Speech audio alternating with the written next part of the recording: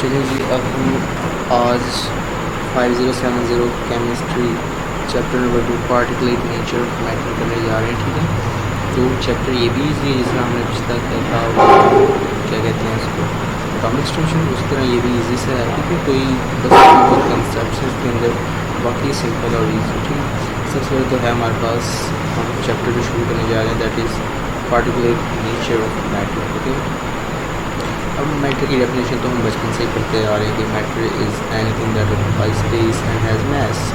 Matter exists इन 3 physical states: solid,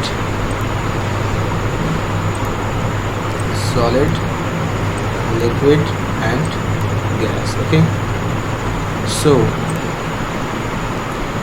kinetic particle theory ये है कि matter is composed of very small or tiny particles. Particles are always in constant motion and as the temperature rises, particles move faster. यानी कि जो है ना हमारे पास जो मैटर है वो बहुत छोटे छोटे एटम्स और पार्टिकल्स से मिलकर बने। ठीक है, यानी कि वो ह्यूमन नेकेड आई से नज़र नहीं आ सकते। ठीक है, और पार्टिकल्स हमेशा यानी कि मोशन में है, वो कभी रुकते नहीं है। ठीक है, मोशन में है, वो हमेशा मूव करते रहते हैं। ठीक है, और अगर उनका टेम्परेचर राइज कर दिया जाए तो उनकी मूवमेंट जो है वो भी फास्ट हो जाती है। ठीक है, सो मूविंग फॉरवर्ड, ये कुछ इंपॉर्टेंट पॉइंट्स है, ये हमें याद कर लेंगे। ठीक है, evidence of particular nature of matter, smell of petrol. देखें ना, जैसे ही हम कहीं पे गाड़ियाँ पेट्रोल डलवा रहे तो दूर तक हमें ज़रा खुशबू आ जाती है, उसकी स्मेल आ जाती है पेट्रोल की। तो किसकी वजह से है वो वहाँ से पार्टिकल्स मूव करके आए तो हमारे तक आए तो हमें खुशबू आई ना, वैसे थोड़ी आएगी। ठीक है, तो ये हमारे पास एविडेंस है और ये डिफरेंट एग्जाम्पल है, तो ये आप कर लीजिएगा। ठीक है, अच्छा जी, आगे हमारे पास डिफ्यूजन बेसिकली बड़ी आसान से बड़ी कॉमन सी ये है कि movement of particles from their higher concentration to their lower concentration. Okay, और स्पॉन्टेनियस डेफिनेशन 2 ये है कि spontaneous mixing of particles is called diffusion. Diffusion is a physical property. ये इंपॉर्टेंट पॉइंट है, इसके ऊपर एमसीक्यू आ सकता है कि ये कौन सी प्रॉपर्टी है। ठीक है, ये फिजिकल प्रॉपर्टी। ठीक है, factors affecting the rate of diffusion, molecular mass और टेम्परेचर। ठीक है, मॉलिक्यूलर मास, अब देखें मॉलिक्यूलर मास और rate of diffusion inversely proportional है।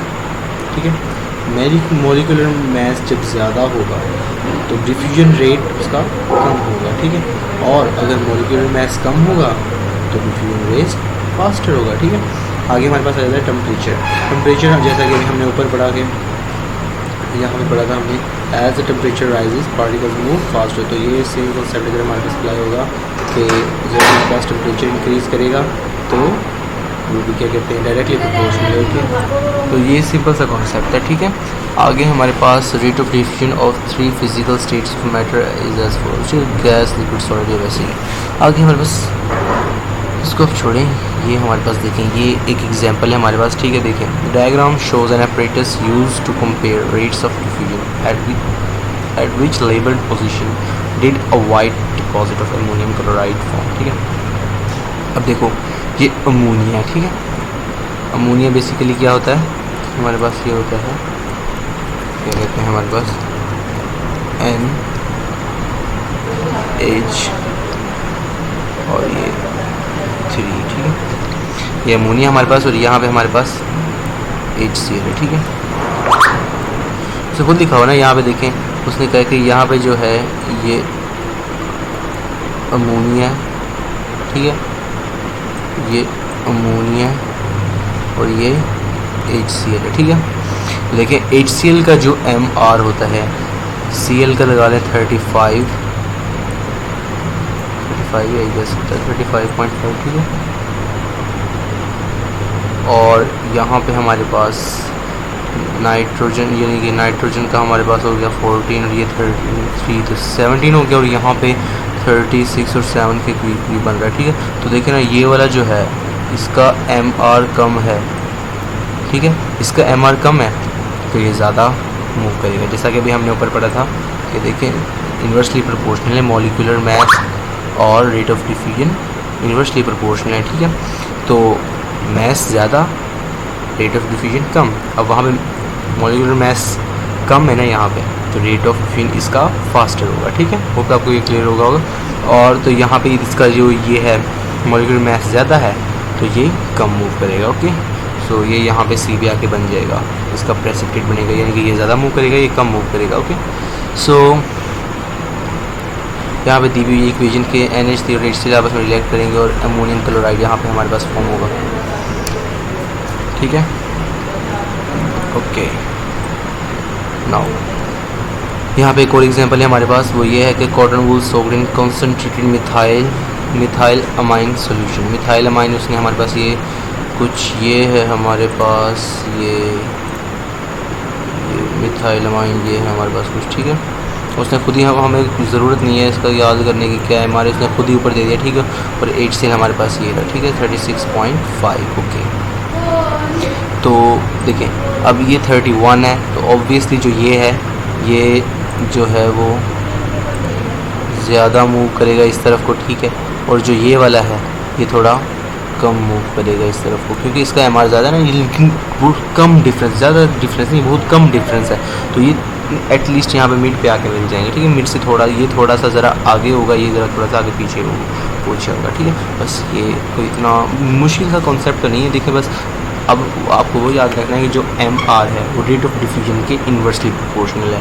ठीक है, मैस ज़्यादा रेट ऑफ डिफ्यूजन कम हो जाएगा, मैस कम रेट ऑफ डिफ्यूजन फास्टर हो जाएगा। बस ये छोटी सी बात आपने याद रखनी है। ठीक है, सो इसका आंसर बेसिकली हमारे पास हमें अभी देखा, इसका आंसर था हमारे पास सी, सॉरी ये था हमारे पास सी। ठीक है, चलिए जी आगे जाएं। An inflated balloon goes down because gas molecules can diffuse through the rubber. Okay, 4 balloons are filled with different gases at the same temperature and pressure.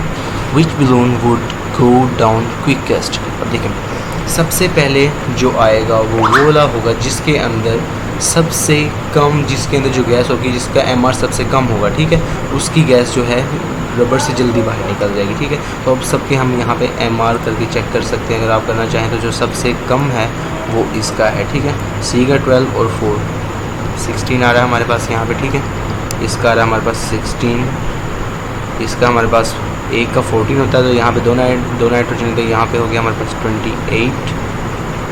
Okay, यहाँ पे इसका हमारे पास 16 होता है, एक का ऑक्सीजन का, तो यहाँ पे 2 ऑक्सीजन है, तो यहाँ पे हो गया हमारे पास 32।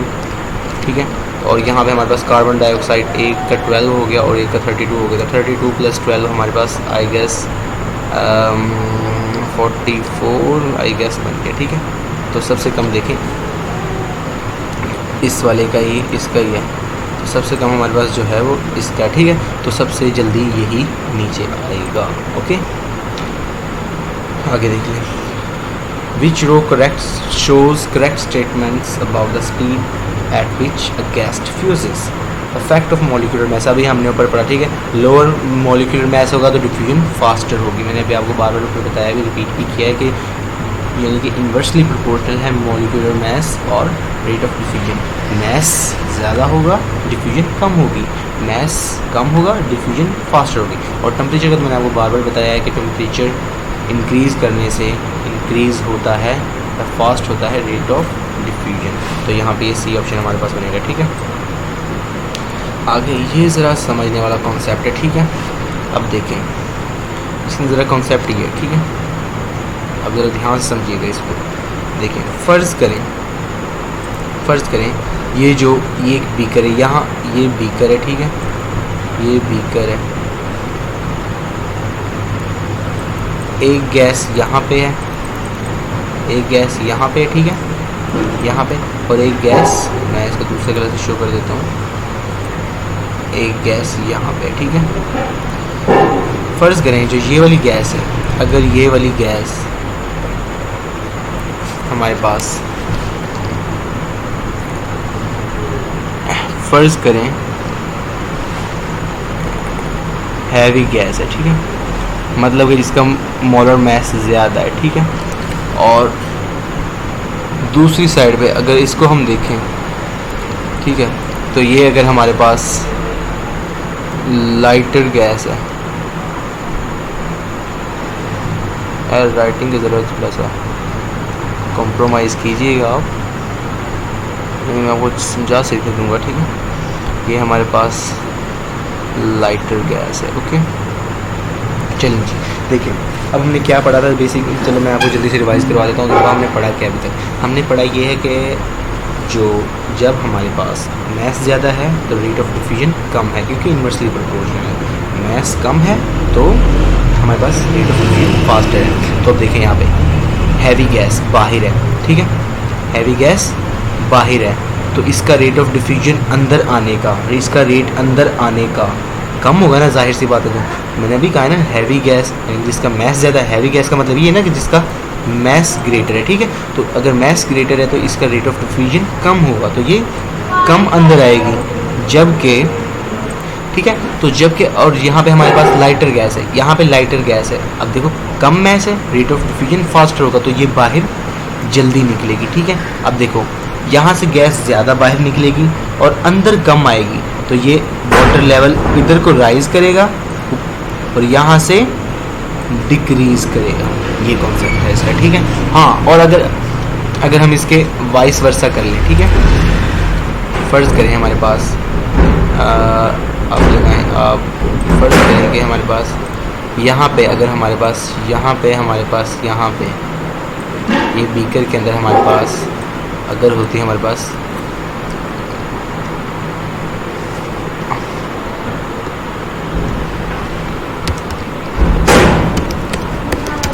लाइटर गैस, ओके, अगर यहाँ पे होती है हमारे पास लाइटर गैस, और अगर हमारे पास यहाँ पे होती है हमारे पास हैवियर गैस, कहाँ पे होती है हैवियर गैस, सॉरी यार, चलिए मैं वो दोबारा बता देता हूँ। अगर हमारे पास यहाँ पे होती यहाँ पे इस जगह पे होती है हमारे पास लाइटर गैस, और यहाँ पे होती है हमारे पास हैवियर गैस है। यहाँ पे हमारे पास अगर होती है हमारे पास यहाँ पे अगर हमारे पास हैवियर गैस होती, ठीक है, यहाँ पे तो ना देखें, अब उसके बिल्कुल ऑपोजिट, ठीक है। अब देखें बाहर वाली जो गैस है, ये वाली जो गैस है हमारे पास, ये वाली, इसका MR कम है, तो ये अंदर को डिफ्यूज़ ज़्यादा करेगी, ठीक है, ज़्यादा रेट फास्ट होगा इसका, तो गैस ज़्यादा अंदर आएगी। जबकि इसका जो अंदर वाली है हमारे पास, इसका MR ज़्यादा है, तो ये कम, इसका अब मैं आपको दोबारा रिवाइज करवा रहा हूँ कि जो मैथ ज़्यादा होगा तो रेट ऑफ डिफ्यूजन कम होगा, ठीक है, क्योंकि इन्वर्सली प्रोपोर्शनल है, तो ये कम बाहर आएगी, ठीक है। इट मीन्स कि ज़्यादा गैस अंदर जा रही है, तो यहाँ से जो है वाटर लेवल वो डिक्रीज़ करेगा और यहाँ से हमारे पास इंक्रीज़ करेगा, ठीक है। तो ये सिंपल सा कॉन्सेप्ट था। क्या कहते हैं, आपको ये क्लियर हो गया होगा। अगर इसके बावजूद भी आपको कोई क्वेश्चन है, कोई मुश्किल आ रही है, तो आप कमेंट्स में करके पूछ सकते हैं, I will reply to you, ठीक है। ओके, आगे तो देखते हैं, ये आप एक दफ़ा इसका स्क्रीनशॉट भी ले सकते हैं, ठीक है। ये देखें, ये जो मैंने आपको ऊपर समझाया वही है सारा, ठीक है। मैंने ज़रा इजी वर्ड्स में करके समझाया, ये ज़रा प्रॉपर वर्डिंग लिखी है, ठीक है। तो जो मैंने आपको समझाया है तो ये वही सेम, ठीक है। और हाँ, एक और केस, अगर यहाँ पे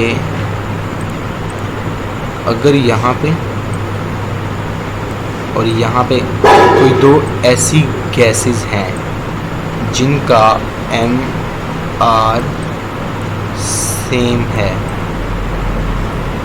ठीक है, तो फिर कोई चेंज नहीं होगा, नो चेंज, ना ये नीचे जाएगा ना ये ऊपर आएगा, नो चेंज रहेगा, क्योंकि इक्विलिब्रियम होगा, ठीक है। ओके, मूविंग फॉरवर्ड हमारे पास आता है क्या, तो अच्छा ये भी कर लेते हैं हमारे पास, ठीक है। When there is no wind, the scent of the flowers can be detected more easily. Okay. On a warm evening, okay, warm evening, यहाँ से हमारे पास कीवर्ड क्या आ गया, टेम्परेचर ज़्यादा है, ठीक है। on a warm evening, temperature, अब टेम्परेचर के बारे में याद करें, टेम्परेचर और डिफ्यूजन को, ठीक है, क्या बस में उनका रिलेशन था। आगे टेम्परेचर को, warm then a cold evening, ठीक है भाई। देखिए टेम्परेचर यहाँ पे कम है, ठीक है, टेम्परेचर कम है तो रेट ऑफ डिफ्यूजन भी कम है, ठीक है। आगे देखें, this is because the molecules of the scent 1 2 then in cold condition, which word correctly completes the gaps 1 and 2, ठीक है. Sand diffuses, ठीक है, further from the flowers, ठीक है. तो ये तो इजी सा था, बस कॉन्सेप्ट आपने याद रखना है, बाकी सिंपल सा था, ठीक है. आगे चलिए. तो ये जो मैंने अभी आपको कॉन्सेप्ट ऊपर बताया था कि ये मैं आपको इतने अच्छा हो गया. हमारे पास यहाँ पे एक प्रैक्टिकल क्वेश्चन भी आ गया यहाँ पे. The diagram show the diffusion experiment. Okay, which gas when present in the beaker over the porous port will cause the water level at Y to rise. मतलब कि हमने इसको राइज करना है. तो चलिए अब देख लेते हैं ज़रा. आप ध्यान से देखिएगा, मैं आपको ज़रा करके दिखाने लगा हूँ, ठीक है. यहाँ पर हमारे पास जो गैस है वो क्या है? ऑक्सीजन. और ऑक्सीजन का ऑक्सीजन गैस का हमारे पास O2 होती है ना, O2 होती है हमारे पास, ठीक है, O2.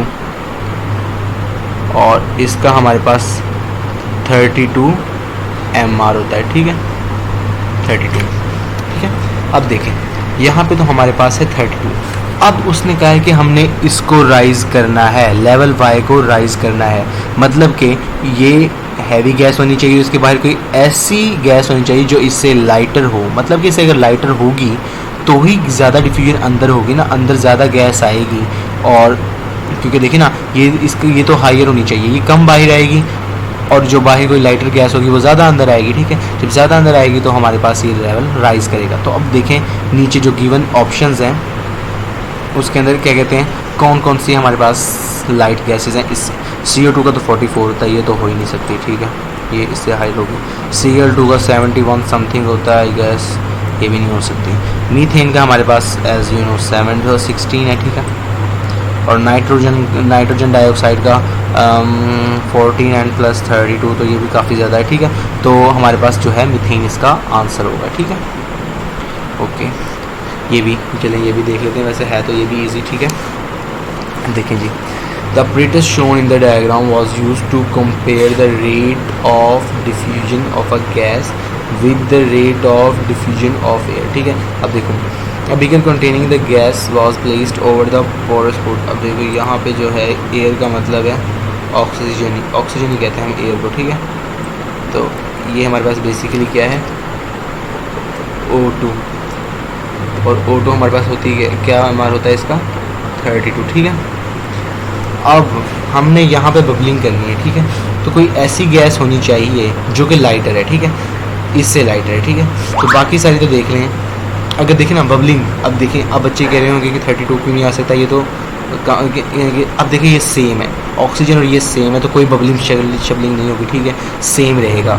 नो मूवमेंट, मतलब कोई बबलिंग नहीं होगी, ठीक है. तो ये ज़्यादा है, इसमें होगा ही नहीं, ठीक है. तो हम हाइड्रोजन लेंगे, ठीक है, इसके अंदर कम है तो इसके अंदर बाहर से गैस ज़्यादा आएगी, ठीक है, अंदर जाएगी और यहाँ पे ये एक किस्म का राइज करेगा, तो ये हमारे पास बबलिंग होगी इधर, ठीक है. तो ये कॉन्सेप्ट था इसका, ईजी था. आगे एक और क्वेश्चन है हमारे पास. What can be deduced about two gases that have the same relative molecular mass? They have the same rate of diffusion at room temperature and pressure. यानी कि कोई मूवमेंट नहीं होगी, बस फॉरवर्ड एंड बैकवर्ड जिसे हम कहते हैं, यानी कि कोई चेंज नहीं होगा, ठीक है. आगे हमारे पास spontaneous mixing of particles is called diffusion. Example 1. A brown gas such as bromine और nitrogen dioxide. ये आप देखेंगे शुरू में ज़्यादा कलर चेंजेस हमें ऑब्जर्व होगा, बाद के अंदर यूनिफॉर्म चेंजेस हो जाएंगे, ठीक है. पहले यहाँ पे ग्लास कवर लगाओ, ठीक है, इसको हम हटा देंगे, ठीक है. यहाँ से हायर कंसंट्रेशन से लोअर कंसंट्रेशन की तरफ, यहाँ पे देखो बिल्कुल कलर नहीं है, यहाँ पे कलर, तो यहाँ से कलर, एक मिनट में आपको समझाता हूँ. यहाँ से देखें, इस ग्लास को हमें रिमूव कर देना, ठीक है. अब यहाँ पे ज़्यादा कलर है, ठीक है. जैसे हम इसको रिमूव करेंगे तो यहाँ पे लो कंसंट्रेशन है, लो कंसंट्रेशन, ठीक है. तो यहाँ से हमारे पास यहाँ पे जाएगा, ठीक है. और कुछ ही देर के बाद ये सीन हो जाएगा हमारे पास, ठीक है ना. मतलब कि यूनिफॉर्मिटी हो जाए, यहाँ पे तो हम ऑब्जर्व कर सकेंगे ना कि यहाँ से देखें, अब यहाँ पे ऐसा चेंज है, यहाँ पे ऐसा हो गया, लेकिन यहाँ पे मिक्सिंग अभी भी हो रही होगी, लेकिन होगा क्या कि हमें, यानी कि ह्यूमन नेकेड आई से हमें नज़र नहीं आएगा, ठीक है, क्योंकि वो माइक्रो चेंजेस हैं, माइक्रो चेंजेस. ओके, अच्छा जी, आगे चलें. एग्जाम्पल 2, ये भी ईजी सी है, ठीक है. आगे हम यहाँ पे जाते हैं, ये बस याद करने वाला सीन है. अरेंजमेंट ऑफ पार्टिकल्स, ये तो सबको पता है यार, ये तो 3, 4, 5 से करते आते हैं सारे. सॉलिड टाइटली पैक्ड होते हैं, ऑर्डरली अरेंज्ड होते हैं, ठीक है. लिक्विड स्पेसिस होती हैं, रेगुलरली अरेंज होते हैं गैसेज, और ये तो इजी सीन है, ठीक है. ये तो कोई बताने वाली ज़रूरत नहीं है ऐसे कोई खास। हाँ ये ज़रा इम्पोर्टेंट है, इंटरकनेक्शन ऑफ स्टेट्स। आप देख लें, अगर हम सॉलिड से लिक्विड में जाते हैं, सॉलिड से अगर हम सीधे गैस में जाते हैं तो उसे हम कहते हैं सब्लिमेशन, ठीक है। अगर हम गैस से सीधे सॉलिड में आते हैं तो उसे हम कहते हैं सॉलिडिफिकेशन, ओके, सॉलिडिफिकेशन, ओके हो गया। अगर हम सॉलिड से लिक्विड में जाएं तो उसे हम मेल्टिंग कहते हैं, लिक्विड से गैस में जाएं तो उसे बॉइलिंग कहते हैं, गैस से लिक्विड में जाएं तो उसे कंडेंसेशन कहते हैं, और लिक्विड से अगर सॉलिड में आए तो उसे फ्रीजिंग कहते हैं। तो ये तो बस बेसिक सा याद करने वाला था, इसमें तो इतना कोई ख़ास नहीं है। हाँ ये ज़रा इम्पोर्टेंट है, ठीक है। इंटरमोलिक्यूलर और इंट्रामोलिक्यूलर, इंटरमोलिक्यूलर जो फोर्सेस होती हैं वो मॉलिक्यूल्स के दरमियान होती हैं, एटम के दरमियान नहीं होती। मतलब कि देखें, ये फोर्स जो है ये एटम के दरमियान है, ठीक है, और ये जो फोर्स है ये वाली, ये मॉलिक्यूल, ये एक मॉलिक्यूल है। हमने पिछले लेक्चर में पढ़ा था ना मॉलिक्यूल होता क्या है, हमने एटॉमिक स्ट्रक्चर डिस्कस किया था पिछले चैप्टर में, ठीक है। तो उसके अंदर हमने पढ़ा था कि मॉलिक्यूल होता क्या है। तो ये दो मॉलिक्यूल्स हैं, ये और ये, ठीक है, ये और ये हमारे पास मॉलिक्यूल्स हैं। तो अब इन दो मॉलिक्यूल्स के दरमियान जो फोर्स है उसको हम क्या कहते हैं, इंटरमोलिक्यूलर फोर्स कहते हैं उसको हम, ठीक है। ओके ओके, आगे देखिए, इंट्रामोलिक्यूलर फोर्स जो एटम्स के दरमियान में होती है, ठीक है, एटम्स के दरमियान में होती है, जो उसको हम कहते हैं इंट्रामोलिक्यूलर। तो जो इंटरमोलिक्यूलर फोर्सेज होती हैं वो basically are responsible for melting, boiling, यानी कि फिजिकल प्रॉपर्टीज़ के लिए। फिजिकल प्रॉपर्टीज़ भी हमने पिछले चैप्टर में पढ़ा था कि होती क्या है, ठीक है। और इंटरमोलिक्यूलर फोर्सेज ये भी हमारे पास क्या कहते हैं, they are forces for melting, यानी कि फिजिकल प्रॉपर्टीज़ के लिए, ओके।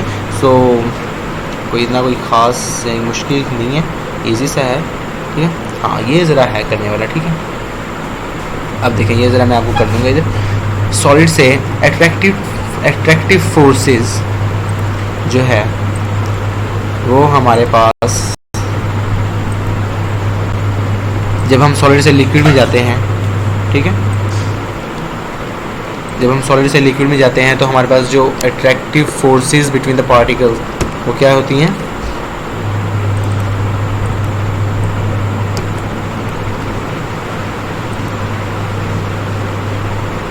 डिक्रीज होती हैं। सॉरी यार,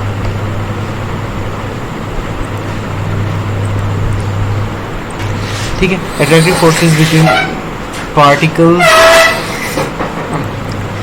डिक्रीज़ करेंगी, ठीक है, और kinetic energy of particles increase, क्योंकि स्पेस बढ़ जाएगी तो इसके अंदर क्या होगा, पार्टिकल्स की जो काइनेटिक एनर्जी है वो इंक्रीज़ हो जाएगी। और अगर इसके ऑपोजिट हम वाइस वर्सा करें, अगर लिक्विड से सॉलिड के अंदर आए हम, तो अट्रैक्टिव फोर्सेस जो हैं वो इंक्रीज़ करेंगी और kinetic energy of particles decrease करेंगी। मतलब कि जब हम सॉलिड से लिक्विड में जा रहे हैं तो जो चेंजेस हमने ऊपर लिखे हैं, अगर और उसके लिए अगर हम लिक्विड से सॉलिड में आए तो इसका सिर्फ वाइस वर्सा कर देना हमने, ठीक है। ऊपर डिक्रीज है तो नीचे इंक्रीज आ जाएगा, ठीक है, सिंपल ये है बस। अच्छा आगे, अगर हम लिक्विड से गैस में जाएं तो अट्रैक्टिव फोर्सेस दोबारा डिक्रीज होंगी, ठीक है, और काइनेटिक एनर्जी और इंक्रीज होगी, क्योंकि देखिए ना जो डिस्टेंस बिटवीन द पार्टिकल्स है वो और इंक्रीज़ हो गया तो उनकी काइनेटिक एनर्जी और इंक्रीज़ हो गई है, ठीक है। और इसके वाइस वर्सा अगर हम गैस से लिक्विड में जाएँ तो अट्रैक्टिव फोर्सेस जो है वो इंक्रीज़ करेंगे और काइनेटिक एनर्जी डिक्रीज़ करेंगे, क्योंकि वो पार्टिकल्स क्लोजर आ जाएंगे, ठीक है। सॉलिड से गैस के अंदर हम अगर बात करें तो अट्रैक्टिव फोर्सेस डिक्रीज़ करेंगे, kinetic energy of particles increase करेगी, और अट्रैक्टिव फोर्सेस बिटवीन पार्टिकल्स जो है उसके ऊपर वाली का वाइस वर्सा है कि कोई इतना कोई ख़ास मुश्किल टेक्निकल समझाने वाला नहीं है, बस एक बेसिक कॉन्सेप्ट से बच्चे प्राइमरी क्लासेस से पढ़ते आ रहे होते हैं। हाँ तो ये देख लें, diagram shows how the arrangement of particles changes when a substance change state. ये देखें, सॉलिड है, सॉलिड से हमारे पास जा रहा है गैस में, तो सॉलिड से अगर गैस में सीधा जाए तो हमने ऊपर अभी क्या पढ़ा था, ये देखें हमने ऊपर अभी क्या पढ़ा था, यहाँ पे सॉलिड से अगर सीधा गैस में जाए तो हमारे पास सब्लिमेशन होती है, ठीक है। तो सब्लिमेशन यहाँ पे आंसर है इसका, ओके। अब ये ज़रा याद रख लें, ये रट्टा मार लें इसको, कि ये बड़ी अच्छा तरीका है कि इसको ना बस रट्टा मार लें। आपके इतने MCQ से सॉल्व होंगे ना, मैं आपको बता नहीं सकता। सॉलिड से लिक्विड में जब मैं 5 मिनट करूँगा मैं आपको बताऊँगा कि कैसे इसका फ़ायदा, ठीक है। सॉलिड से लिक्विड और लिक्विड से गैस ऑलवेज एंडोथर्मिक, ठीक है। सॉलिड से लिक्विड इस तरह बुला लिया करें जब भी पेपर में आए ना, ये सॉलिड लिक्विड गैस, मतलब कि इससे इधर जाओ, एंडो है, ठीक है, एंडो। और अगर इससे इधर गैस से लिक्विड और लिक्विड से सॉलिड जाओ तो ऑलवेज एक्सो। मैं बता नहीं सकता आपको, इससे आपकी जो हेल्प होने वाली ना, ये आप जब खुद करेंगे तो आपको तभी पता चलेगा, ठीक है। ओके हो गया। आगे बात कर लें अगर हम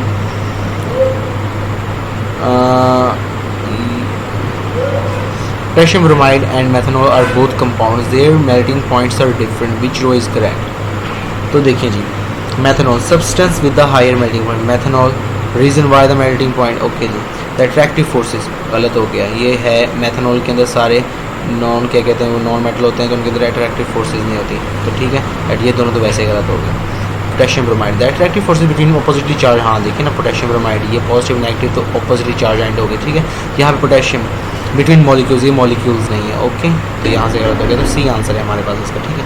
आगे मेल्टिंग पॉइंट का वो देखिए, मेल्टिंग पॉइंट की definition, it is a constant temperature where a solid start melting, और बॉइलिंग पॉइंट के लिए है it is a constant temperature where a liquid start boiling. ये स्टैंडर्ड जो है हमारे पास वो है, क्या कहते हैं उसको, डेफिनेशन है, ठीक है। अच्छा जी, criteria of purity of a substance, देखिए जी, a pure substance has a fixed sharp melting point.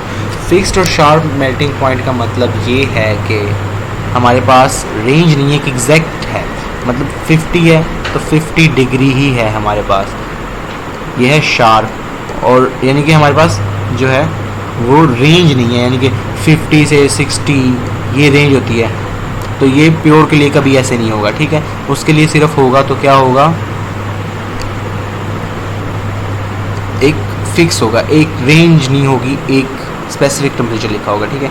Fixed या शार्प बॉइलिंग पॉइंट, फिक्स्ड या शार्प फ्रीजिंग पॉइंट, और only one spot on chromatography, ठीक है।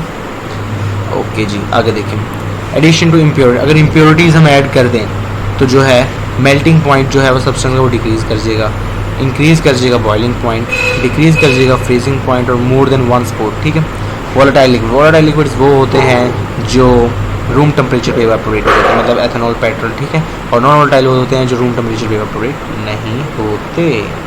अब देखिए, propane ACH3 is a liquid at room temperature, what is the boiling point of a pure propanone, ठीक है।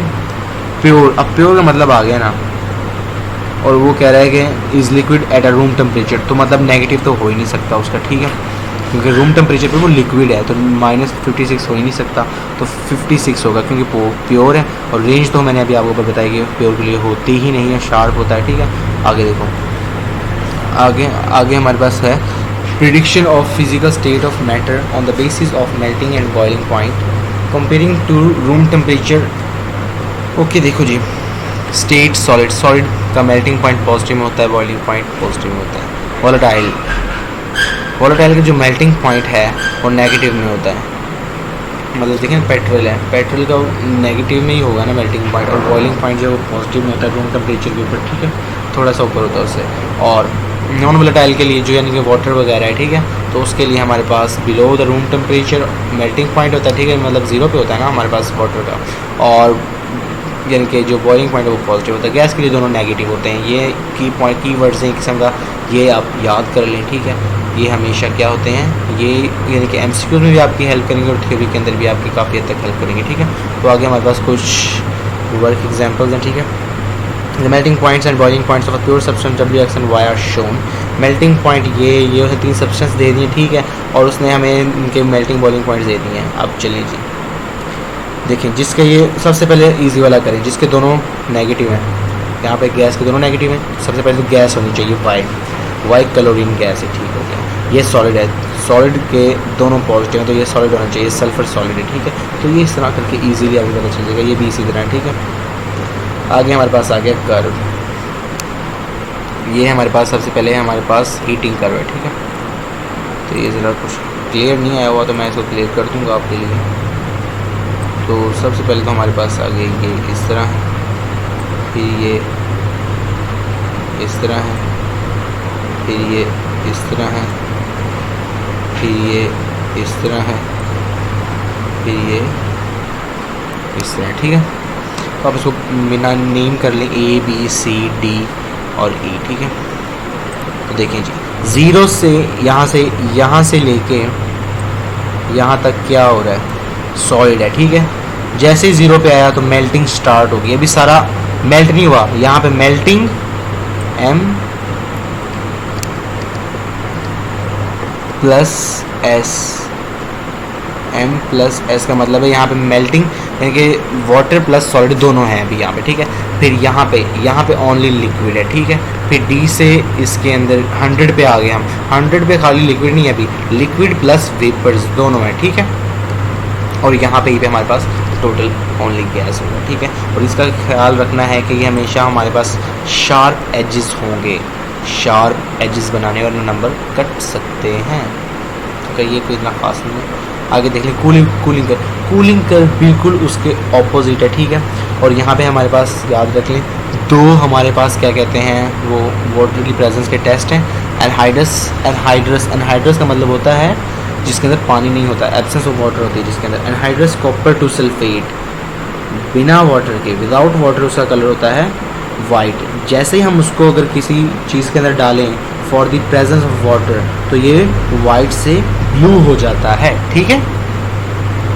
और नंबर 2 पे एक और भी हमारे पास, वो है cobalt two chloride. Cobalt two chloride जब एनहाइड्रस मतलब कि जिसमें पानी नहीं होता तो ये ब्लू होता है। जैसे ही हम इसको टेस्ट करने के लिए किसी ऐसी चीज़ में डालते हैं जिसके अंदर वाटर होता है तो ये ब्लू से पिंक टर्न हो जाता है, ठीक है। Anhydrous copper two sulphate without water white होता है, और जैसे ही हम उसको वाटर के अंदर, वाटर वाली किसी चीज़ के अंदर यानी कि टेस्ट करने के लिए डालते हैं तो ब्लू हो जाता है। अगर उसके अंदर वाटर प्रेजेंट हुआ तो ब्लू होगा, वरना वो वाइट ही रहेगा, ठीक है। Same with cobalt two chloride, without water anhydrous blue होगा, और हाइड्रेटेड मतलब कि जिसके अगर हमने किसी चीज़ को टेस्ट करोगे उसके अंदर पानी हुआ, प्रेजेंस ऑफ वाटर हुआ, तो ये ब्लू से पिंक टर्न हो जाएगा, ठीक है।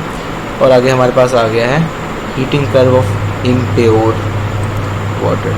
तो ये बेसिकली मैंने थोड़ा गलत बना दिया है, ठीक है।